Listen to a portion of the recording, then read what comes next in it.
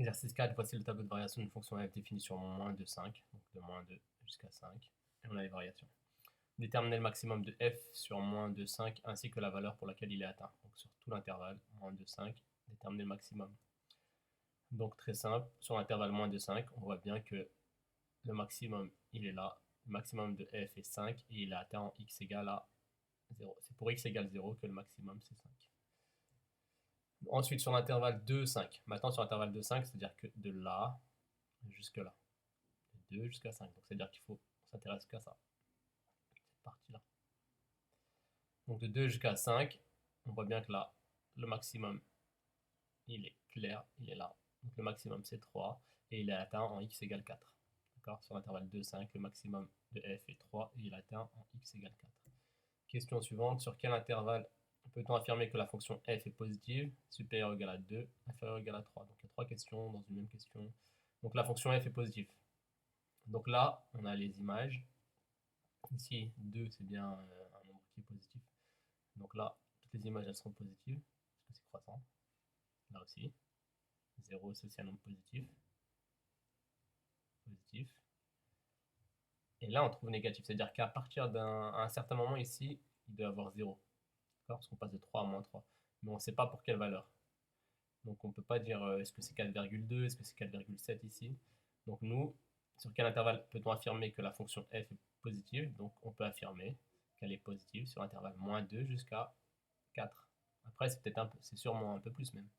Mais on ne peut pas savoir quelle valeur exactement, donc on s'arrête ici. Donc de moins 2 jusqu'à 4, c'est positif, d'accord? C'est pas écrit strictement positif. Si ça avait été strictement positif, on aurait enlevé cette valeur-là. Et donc c'est positif. 0, c'est un nombre positif aussi. Donc on peut affirmer que la fonction f est positive sur l'intervalle moins 2, 4. D'accord? C'est les valeurs de x. Sur l'intervalle moins 2, 4, toutes les images elles sont positives. Ensuite, sur quel intervalle peut-on affirmer que la fonction f est supérieure ou égale à 2? Donc supérieure ou égale à 2, ici c'est bien supérieur ou égal à 2. Ici, on a 0. C'est-à-dire que 2, il est bien entre 0 et 5. 2, il est quelque part ici. Mais on ne sait pas à quel moment. Donc, on ne va pas prendre cet intervalle-là. Ici aussi, on a 2, mais on ne sait pas à quel moment. Et ici aussi. Donc, le seul intervalle où on peut être sûr que c'est supérieur ou égal à 2 sur l'intervalle moins 2, 0, que sur cet intervalle-là. D'accord? On peut affirmer que la fonction f est supérieure ou égale à 2 sur l'intervalle moins 2, 0. Après, les autres, on ne peut pas savoir. Ensuite, inférieur ou égal à 3. Inférieur ou égal à 3. Donc ici, on ne peut pas savoir parce qu'on a des images qui sont supérieures à 3. Ici aussi, on a des images qui sont supérieures à 3. Ici, toutes les images, elles sont inférieures ou égales à 3 parce que le maximum ici, c'est 3. Et là aussi. D'accord? Donc je répète, ici, on a des images qui sont supérieures à 3 parce qu'ici, on a 5. Ici, on a des images qui sont supérieures à 3 parce qu'on a 5. Ici, le maximum, c'est 3. Même chose ici. Le maximum, c'est 3, il est là. Donc, c'est sur quel intervalle? C'est sur l'intervalle 2, 5. Sur cet intervalle-là. Donc on peut affirmer que la fonction f est inférieure ou égale à 3 sur l'intervalle de 5. Voilà. Question 4. Comparer lorsque cela est possible f de 1, f de 3, f de 3 quarts et f de 3 demi. Donc même chose. 1, il est sur l'intervalle 0, 2. f de 1, il est ici. 3, il est sur l'intervalle 2, 4. Et f de 3, il est ici. Ici, le minimum c'est 0. Là on a 3, là on a 5. Et vous voyez bien qu'on ne peut pas savoir. Est-ce que f de 1 c'est 2 et f de 3 c'est 2,5? Dans ce cas-là, ce serait celui-ci le plus grand. Mais si f de 1 c'est 4 et f de 3 c'est 1,5, ben, ce serait celui-ci le plus grand. Donc vous avez vu, on ne peut pas savoir. Parce que f de 1 c'est une valeur qui est entre 0 et 5. On ne sait pas laquelle. Et f de 3 c'est une valeur qui est entre 0 et 3. Et on ne sait pas laquelle. Donc c'est-à-dire que celui-ci peut être plus grand que celui-ci. Ou alors l'inverse, celui-ci peut être plus grand que celui-ci. Donc là, on ne peut pas comparer. Ils peuvent même être égaux. On ne peut pas comparer. Donc on a 1 qui appartient à l'intervalle 0, 2. Et sur cet intervalle, la fonction f est décroissante. Donc là, on n'a pas de... Dans l'énoncé, il n'y a aucune indication sur est-ce que c'est strictement ou pas. Donc c'est décroissante, tout simplement. Et de plus 3, il appartient à l'intervalle 2, 4. Et sur cet intervalle-là, la fonction f est croissante. Vous avez vu, sur l'intervalle 0, 2, la fonction f elle est décroissante. Et sur l'intervalle 2, 4, la fonction f elle est croissante. Donc ça veut dire, donc on ne peut pas comparer f de 1 Ensuite, le B. Le B, 3 quarts, il appartient à l'intervalle 0,2. 3 quarts, c'est 0,75. Et 3 demi, c'est 1,5. D'accord, 3 quarts, c'est plus petit que 3 demi. L'image de 3 quarts, c'est f de 3 quarts. Et l'image de 3 demi, c'est f de 3 demi. Et donc, on a 3 quarts qui appartiennent à l'intervalle 0,2 et 3 demi qui appartiennent à l'intervalle 0,2. Donc, ils appartiennent au même intervalle. Et sur cet intervalle-là, or, 3 quarts, c'est strictement plus petit que 3 demi. Et sur l'intervalle 0,2, la fonction f est décroissante. D'accord? Et donc, si elle est décroissante, on a vu que les antécédents et les images sont rangés dans un ordre contraire. C'est-à-dire que l'ordre, il va changer. Et on va mettre supérieur ou égal parce que c'est décroissant. C'est-à-dire qu'ils peuvent être égaux. Les images peuvent être égales. Voilà. Ensuite, la dernière question, tracer dans un repère une courbe pouvant représenter la fonction f telle que f de 1 supérieur à f de 3. Donc là, je l'ai fait sur GeoGebra, donc je l'ai fait avec, c'était compliqué à faire, mais vous devez bien le faire au crayon à papier, tout doucement, comme je vous ai montré. Après, vous gommez. Ici, j'ai pas pu gommer. Je peux pas le faire ici. Bref. Donc moi, j'ai placé les points d'abord, donc moins 2, 2. Moins 2, 2. Le premier point, il est là, il s'appelle A. 0, 5. 0 en abscisse, 5 en ordonnée. Point B. 2, 0. 2, 0. 4, 3. 4 en abscisse, 3 en image. Et 5, moins 3. D'ailleurs, je me suis trompé, vous voyez, donc c'est 5 moins 3. Bref, je me suis décalé d'un truc, donc c'est ici, 5 moins 3. Je me suis trompé, là je peux pas le rectifier, parce que je l'avais enregistré l'image. Donc c'est là le point 5 moins 3. Donc faites pas d'erreur. Le point E, là, il se met là. Ensuite, c'est croissante, décroissante, croissante, décroissante. Mais attention, une condition, c'est f de 1 doit être plus grand que f de 3. F de 1, moi, il est là. C'est 3, quelque chose. 3,4 même. Et f de 3, il est là. Donc faites attention, là, la courbe, lorsqu'elle croise cette droite-là, verticale, elle doit être au-dessus de ce point-là, il doit être au-dessus de ce point-là. Je répète ce point-là, f de 1, là, 3,4, doit être plus grand. Donc vous allez peut-être tracer comme ça, un peu plus bas. Mais faites attention, l'image de ce point-là, elle doit être plus grande que l'image de ce point-là. Et là, donc vous faites ça et vous redescendez jusqu'à là, ici. Je me suis décalé d'un rang. Voilà. Exercice 5. Maintenant. Même chose, on a un tableau de variation sur l'intervalle moins l'infini 9 maintenant. Déterminer l'image de moins 2. Donc là, c'est très simple. L'image de moins 2, c'est-à-dire que moins 2, c'est un antécédent. Les antécédents, ils sont là. Et moins 2 en antécédent est là. Son image, c'est moins 1.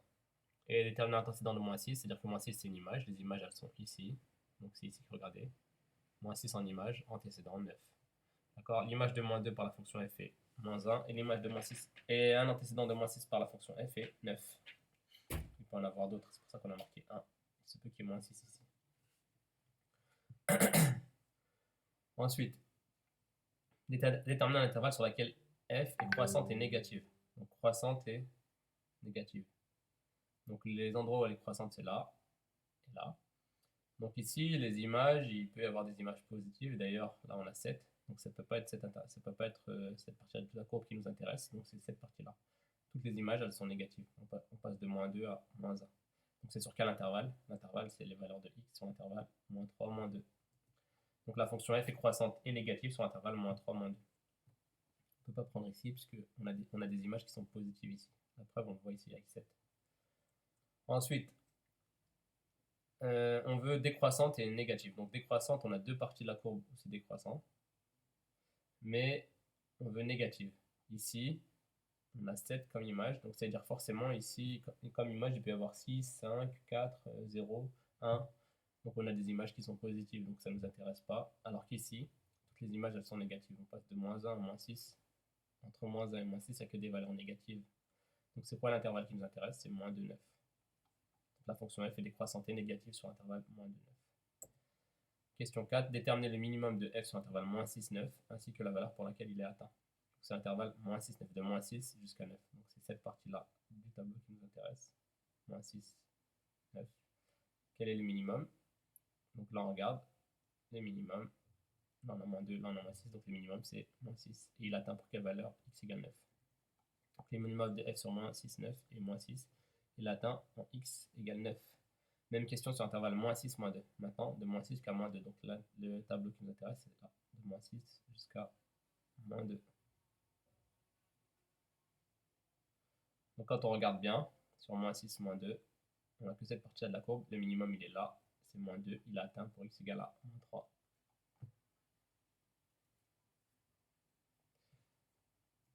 Ensuite, question 6. Soit x est un réel de moins 6, moins 2, de l'intervalle moins 6, moins 2, donc de moins 6 jusqu'à moins 2. Donnez le meilleur encadrement possible de f de x, donc sur l'intervalle moins 6, moins 2. En fait, quand on veut donner le meilleur encadrement possible, en fait, il faut les encadrer par le minimum et le maximum. Donc sur moins 6, moins 2, quel est le minimum? On l'a déjà dit, la question précédente c'est moins 2, et le maximum c'est 7. D'accord? Donc f de x, c'est un encadrement compris entre. Donc là, il faut mettre le minimum, et là, le maximum. Moins 2, c'est le minimum, sur l'intervalle moins 6, moins 2, et le maximum, c'est 7. D'accord? Il faut bien comprendre ça. Parce qu'en fait, pourquoi le meilleur encadrement possible? Parce que si je mets ça, c'est bon aussi. Regardez. Si je mets cet encadrement-là, moins 10, 80. F de x, les images ici, elles sont bien comprises entre moins 10 et 80. D'accord? Toutes les images elles sont plus grandes que moins 10, et toutes les images elles sont plus petites que 80. Donc ça, c'est un encadrement possible, mais nous, on veut le meilleur encadrement. Donc le meilleur encadrement, c'est-à-dire qu'il faut donner le minimum et le maximum. Donc ça, si vous mettez ça comme réponse, c'est faux, parce que c'est pas le meilleur encadrement. Mais c'est un encadrement possible. Faites attention.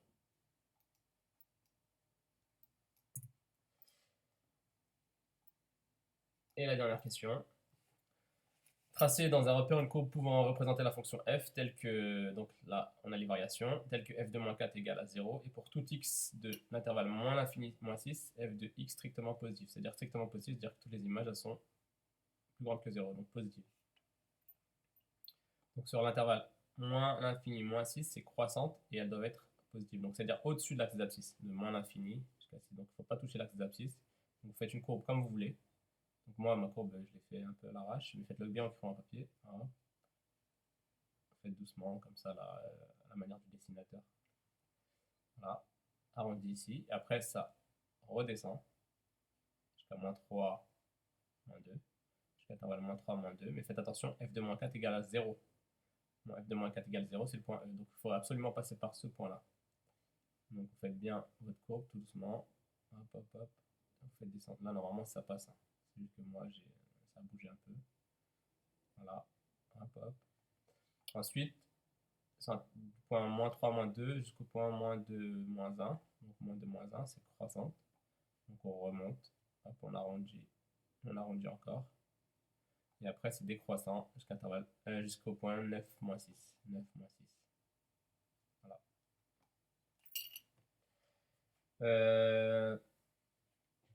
Pour demain, vous faites l'exercice 2, le dernier exercice de la fiche. Voilà.